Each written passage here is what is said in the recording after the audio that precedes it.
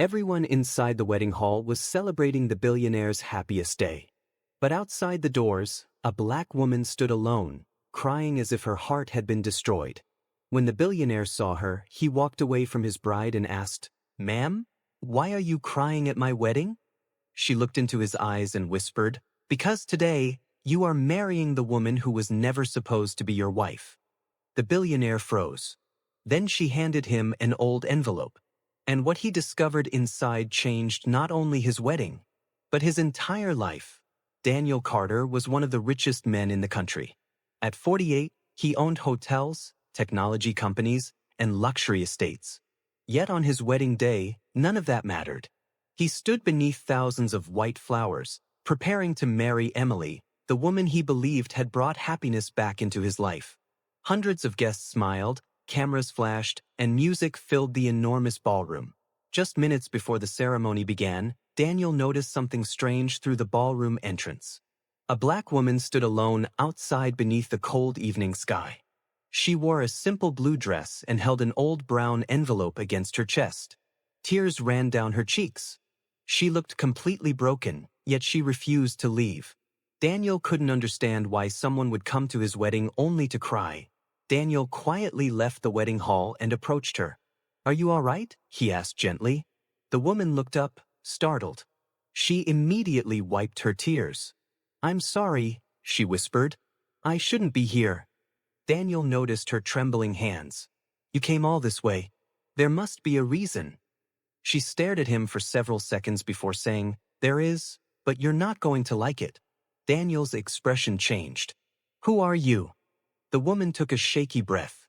"My name is Grace Williams." Daniel waited. Grace looked toward the wedding hall. "Before you marry Emily, you need to know something about your family." Daniel frowned. "What does my family have to do with you?" Grace's eyes filled with tears again. "More than you could ever imagine." Grace slowly extended the old envelope toward him. "Your father gave me this 22 years ago." Daniel stared at it. His father had died when Daniel was only 26. "Why would my father give you anything?" Grace shook her head. "He told me to keep it until the day you were about to make the biggest decision of your life." Daniel's heart began pounding. Daniel remembered his father as a strict, distant businessman. They had rarely spoken about personal matters. After his father's death, Daniel discovered almost nothing about his childhood except that his mother had died when he was young. "What's inside?" he asked. Grace looked away. "Something your father was afraid to tell you." Daniel tightened his grip on the envelope but didn't open it. From inside the ballroom, the wedding music began. Guests were taking their seats. Emily was waiting for Daniel. Grace heard the music and whispered, "You still have time." Daniel looked toward the doors. "Time for what?" Grace answered, "To find out whether the woman you're about to marry truly loves you, or loves what your name can give her." Daniel felt anger rising inside him.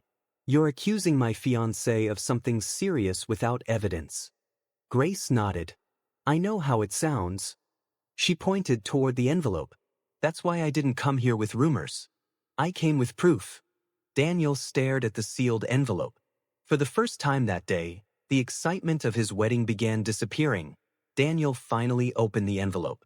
Inside was an old handwritten letter from his father. The first sentence immediately shocked him. "Daniel, if you are reading this, I failed to tell you the truth." Daniel's hands began shaking. He continued reading. His father's letter mentioned Grace, Emily, and a secret that had been buried for more than 2 decades. Grace explained that she had once worked for Daniel's family. She wasn't a maid or an employee chasing money. She had been a caregiver for Daniel's mother during the final months of her illness. "Your mother loved you more than anything," Grace said. "She made me promise that one day, if you were about to make a terrible mistake, I would tell you the truth." Daniel looked at Grace. "What does Emily have to do with this?" Grace hesitated. "Everything." She explained that Emily's family had known Daniel's father for years. There had been a business dispute between the families. Daniel's father had warned him never to trust certain people, but Daniel had never understood why. The letter finally explained what had happened. Years earlier, Emily's father had nearly destroyed Daniel's father's company through a secret financial scheme. Daniel's father discovered the truth before it became public. Instead of destroying Emily's family, he quietly protected them because Emily was still a child. He believed innocent children shouldn't suffer for their parents' mistakes. Grace's voice became softer. Years later, Emily met you again. But she knew exactly who you were. Daniel's face went pale. You're saying she knew about my family before we met? Grace nodded. She knew your wealth. She knew your father's history. And she knew your father had left you everything. Daniel stepped backward. No. Emily loves me. Grace didn't argue. Maybe she does. Maybe she doesn't. But there is something else you need to know. Daniel looked at the letter again. His father's final words were written in trembling handwriting. Son, never marry someone because they love your fortune. Marry someone who would still choose you if you had nothing. Grace reached into her purse and pulled out another envelope. Your mother wrote this one. Daniel stared at her in disbelief. His mother had died more than 30 years earlier. He had never seen her handwriting. Grace said, she wrote it shortly before she died. Your father couldn't bring himself to give it to you. Daniel opened it with tears already forming in his eyes. The letter contained only a few pages, but each sentence broke Daniel's heart. His mother wrote that wealth could build houses, but it couldn't build trust. She warned him that people would sometimes love the life surrounding him without loving the person inside it. She also thanked Grace for protecting him when his family couldn't. Daniel's tears finally began falling. Daniel looked at Grace differently now. Why did you wait so long? He asked. Grace swallowed hard. Because your father made me promise. He said you deserve to live your own life. But he also said that if you ever stood at a wedding altar with the wrong person, I had to give you the truth. Meanwhile, Emily stood at the altar wondering where Daniel was. The guests began whispering. Some assumed there had been an emergency. Emily's expression slowly changed from nervousness to anger. Where is he? She demanded. Her father tried to calm her, but Daniel's sudden disappearance made everyone uncomfortable. No one knew that the biggest truth of the day was happening outside. Daniel finally walked back into the ballroom carrying both letters. Every conversation stopped. He approached Emily and asked quietly, How long have you known about my father? Emily's face went pale. She looked at her father. That single glance answered more than words could. Daniel closed his eyes. You knew. Emily began crying. I didn't plan to hurt you. Daniel asked. Then why didn't you tell me? She admitted that her father had encouraged their relationship because Daniel's wealth could rescue their family's struggling business. But she insisted that somewhere along the way, she genuinely fell in love with him. Daniel's heart broke because he couldn't tell where manipulation ended and love began. Daniel removed the wedding ring from his hand. I wanted today to be about love, he said. But love can't survive without honesty. Emily cried, but Daniel didn't insult her or humiliate her. He simply walked away. The wedding ended quietly, without shouting, without revenge, and without the celebration everyone had expected. Outside, Grace was waiting near the entrance. Daniel approached her with tears in his eyes. You saved me, he whispered. Grace shook her head. No, your mother saved you. I only kept my promise. Daniel hugged her. For the first time in years, he felt connected to someone who knew his family before the money, before the fame, before the billionaire title. Daniel asked Grace where she lived. She hesitated before answering. He discovered that she lived in a small apartment and worked 2 jobs to support her teenage grandson. She had never asked Daniel for money. Not once.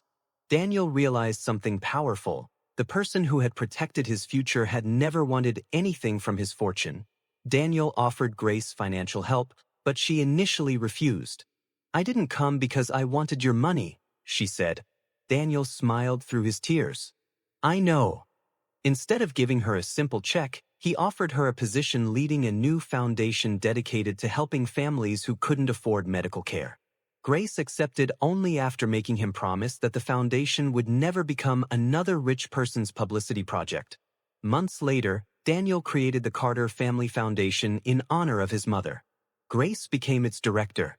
Together, they helped struggling families pay hospital bills, find housing, and provide food for their children. Daniel discovered that giving money away was easy.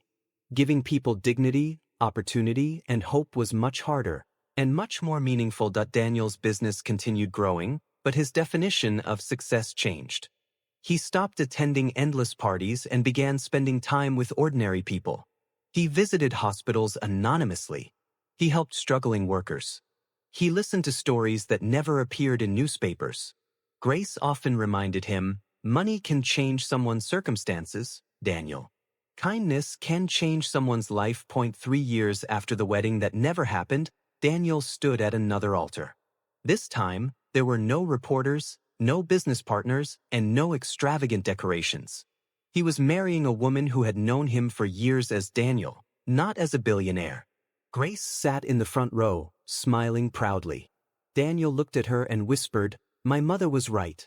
Before the ceremony, Daniel gave Grace a small wooden box. Inside was his mother's original letter, carefully preserved. "I want you to keep this," he said. Grace shook her head. "It belongs to you." Daniel smiled. "You protected it for my entire life. Now I want you to know that your place in my family is permanent." Daniel had once believed the most important thing he possessed was his fortune. That night, he finally understood that his greatest wealth was the people who told him the truth when the truth was painful. Grace hadn't destroyed his wedding. She had protected his future. And the woman who arrived crying outside his wedding became one of the most important people in his life. Years later, Daniel often told young entrepreneurs one lesson he learned from Grace: never measure someone's value by what they can give you. The richest person in the room isn't always the person with the most money. Sometimes, it's the person who keeps a promise when nobody is watching. Grace had arrived at his wedding with tears and left him with something money could never buy: the truth. Moral of the story: money can buy comfort, luxury, and status, but it cannot buy genuine love or loyalty. Sometimes, the person who brings us painful truth is actually the person protecting us from a lifetime of regret. Never judge someone by their appearance, wealth, or social position. A good heart, honesty, and loyalty are worth more than any fortune.